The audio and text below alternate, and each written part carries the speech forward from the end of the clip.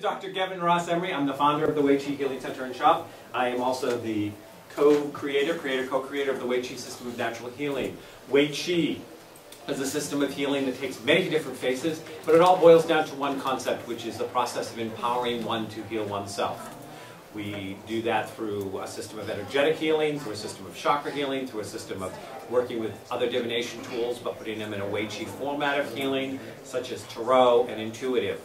But the goal here in the Wei Qi is that it is always that we walk people through a process. We don't wave any magic wands here. We don't tap you on the head and just say, oh, you're cured. All my students learn to leave their magic wands at the cleaners. And we walk you through a process of empowerment, and in that you receive tools and you learn and develop skills to be more self-healing, more empowering. Welcome back. We're glad to see you could make it. Thank you. There you go. I do have a mailing list floating around somewhere. It may be right on your desk if you want to sign up on it and be on there. And afterwards, you can go out front and you can ask them, you want to find out how to shake up your chakras, because that's the only thing you've missed so far. Sorry for this. Sounds good. But the Wei Qi system, this Wei Qi community, and everybody that participates in it in the idea that we give those people who come to us tools, help them develop skills, and help them become empowered and more self-healing, so that they can be responsible for their own life and their own growth. And we're very, very big here on having people step up to their own plate. So, we're talking about managing the gifts of ADHD. First of all, I'm going to take just a couple of minutes to tell you a little bit about me and this subject before we get into some pointers I'm going to be giving with you about how to do just that. ADHD first came across my screen in late 1998, 1999. One of my other books had just been published called Combing the Mirror.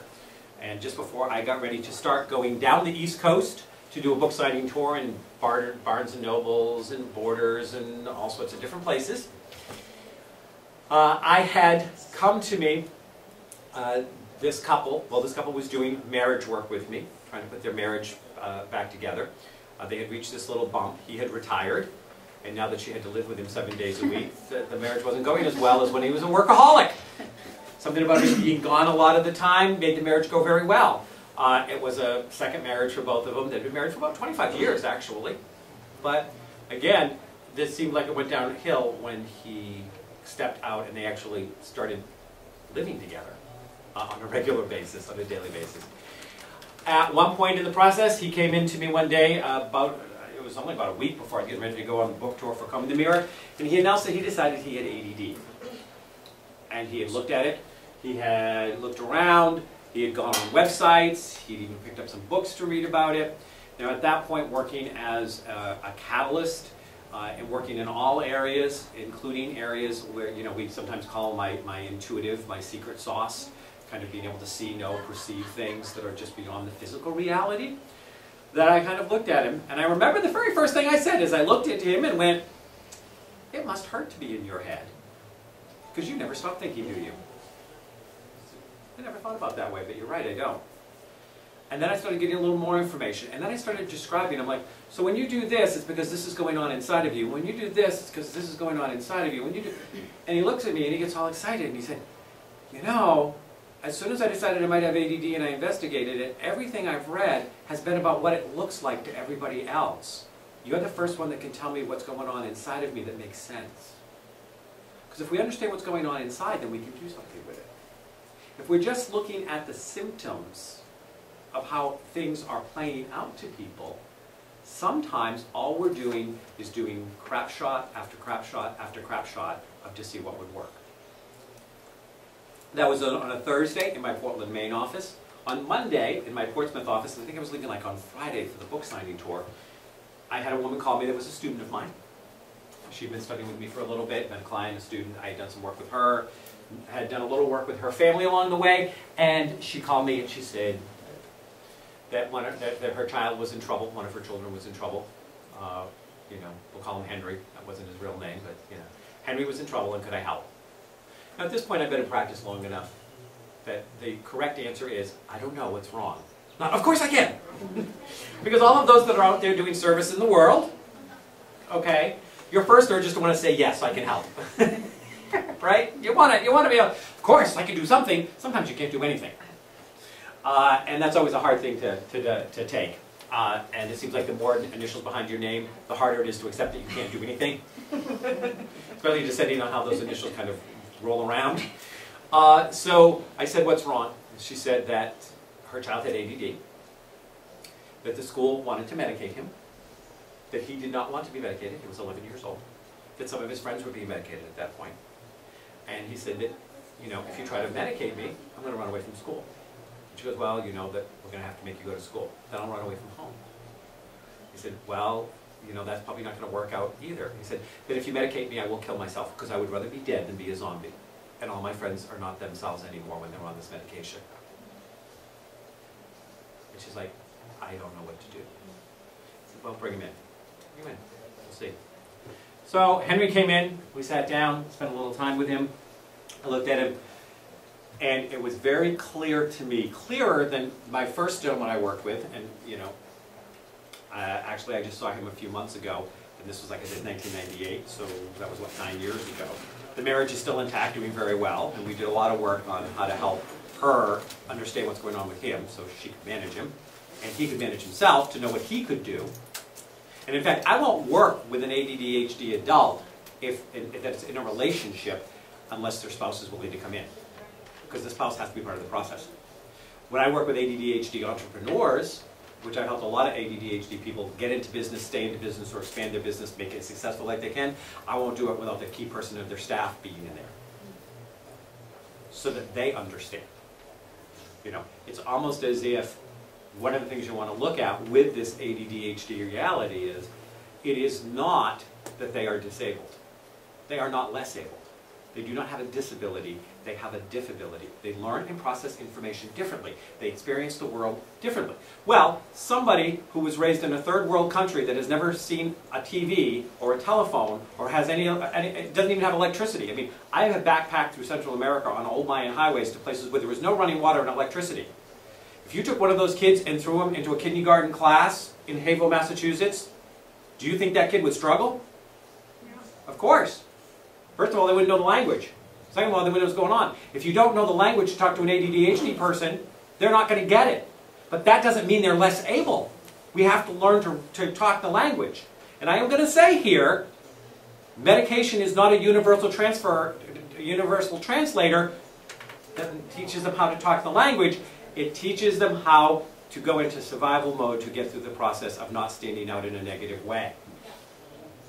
We want to keep that very clear, that that's what medication does. It forces them to fit in.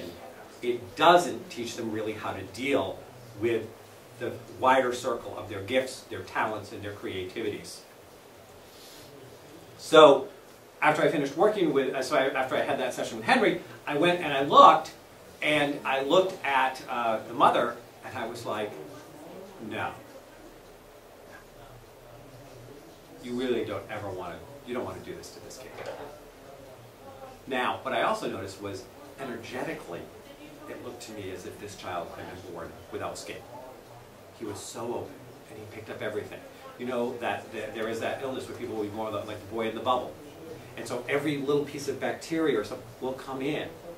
And energetically, he was so open, and he was picking up so much stuff, and so much information. The information was constantly coming through his head, and through his heart, his emotional body, his intellectual body, his energetic body, that he could get overwhelmed with this stuff. But that was all things that could be managed. They could be worked with. And then I also saw things like brilliance, creativity, a very unique perspective, and I mean unique in the most positive of ways, seeing things in a completely different way, coming to them. It's like, when I was early on trying to describe, it's like, these people with ADD-HD brains, it's like, you know, we're describing Earth by walking around on Earth and saying, yes, and this is grass, and these are buildings, and this is, and they're on Mars, looking back and saying, oh yeah, and it looks like this and it looks like that. We can't understand their perspective because sometimes it's so far out there. It doesn't make it wrong. And when we have the patience and we engage them and we work with them, a lot of times we go, oh yeah, I never thought about it that way. Ooh, ooh, that's interesting. Oh, I don't like that one. That one doesn't make it look good. Not that they were wrong, but we kind of don't like it. But it look good. But brilliant, creative, unique perspective. Love to learn. The ADD-HD brain is always hungry for knowledge. They would be the absolute best students in the world at any age and every age because they always want to know something new. The fact that they don't make it in our educational system says more about the system than the child.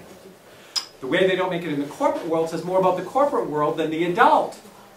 Because the corporate world doesn't want you unique, individual, creative, thinking outside the box, challenging, challenging, challenging, challenging. Because they're also inherently natural-born rebels. They have come. You guys have come to challenge our reality and change it. They're also lifetime children.